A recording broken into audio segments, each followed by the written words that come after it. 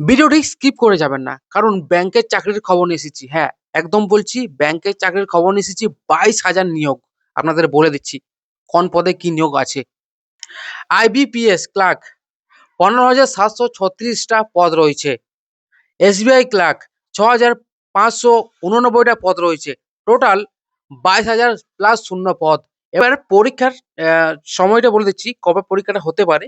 মানে পরীক্ষাটা হতে পারে আপনার ১০-১১ অক্টোবরে ২০২৬ এ এবং নোটিফিকেশন আসবে আপনাদের আগস্টের ২০২৬ এ এবং সবচেয়ে জরুরি বিষয় যেটা হচ্ছে, সবচেয়ে জরুরি বিষয় সেটা হচ্ছে এবার আঞ্চলিক ভাষার অনেকেই বাদ যাচ্ছে। মানে পশ্চিমবঙ্গে আবেদন করলে বাংলা লিখতে, পড়তে, বলতে পারতেই হবে। না হলে চাকরি হলেও জয়েনিং হবে না বলছে। মানে যদি পশ্চিমবঙ্গের চাকরি আপনি যদি করতে চান তাহলে কিন্তু বাংলা পড়তে, লিখতে, বলতে সবকিছু আপনাকে জানতেই হবে।